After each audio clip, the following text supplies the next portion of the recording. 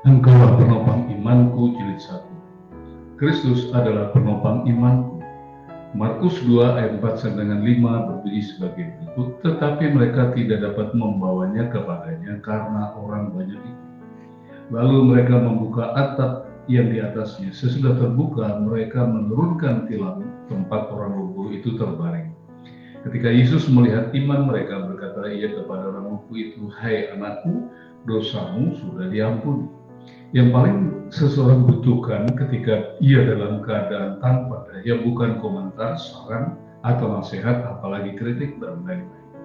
Yang paling dia butuhkan adalah uluran tangan dan topangan guna mengatasi berbagai masalah, persoalan, dilema, dan lain-lain yang tengah dihadapinya. Implementasi kasih jauh lebih bermanfaat dan sekaligus lebih menjawab serta memberi kepastian dibandingkan dengan narasi yang indah non puitis namun hanya sebatas kata-kata tanpa aksi, yang dalam artikulasi sinis disebut sebagai pepesan 03 peperenungan. Yang pertama, terang itu sudah datang dan kegelapan pun disibakan. Kapernaum berasal dari dua kata bahasa Ibrani, kafar yaitu desa, dan nahum artinya menyenangkan. Kata kafar juga berarti menutupi, membersihkan, melakukan penebusan, melakukan rekonsiliasi.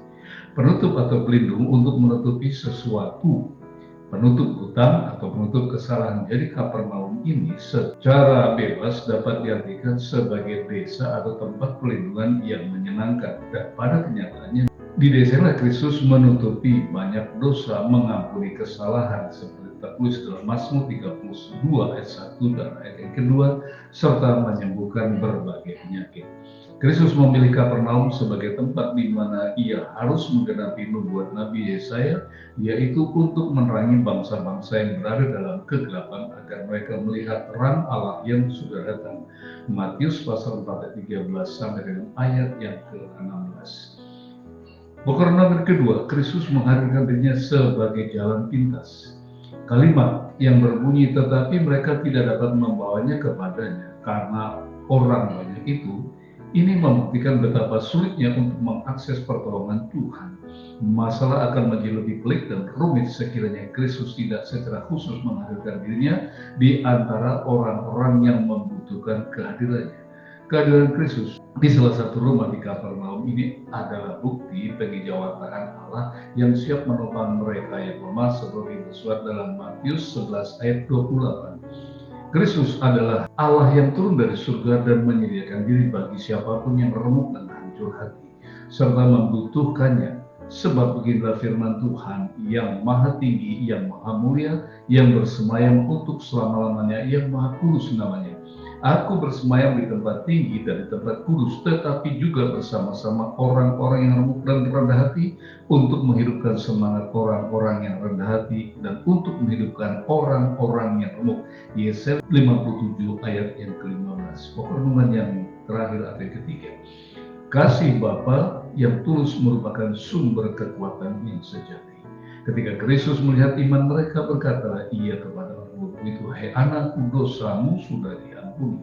Sebutan atau panggilan sebagai anak mengekspresikan kasih sayang atau kebaikan surgawi.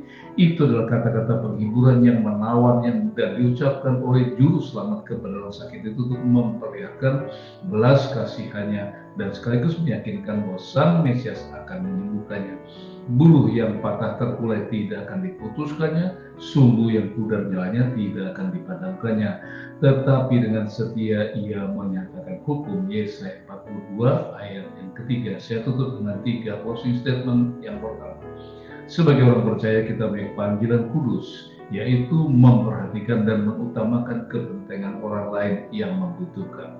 Yang kedua, kita juga berkewajiban menjadi support system bagi mereka dengan cara menanggung kelemahan orang yang tidak kuat dan tidak mencari kesenangan diri kita sendiri. Roma 15 ayat yang pertama. Ingat, tidak sepantasnya kita mencari kepentingan diri kita sendiri atau puji-pujian yang sia-sia, sebagai gantinya adalah kita memprioritaskan orang lain yang melebihi diri kita sendiri. Filipi 2 ayat yang ke-13. Tuhan Yesus memberkati.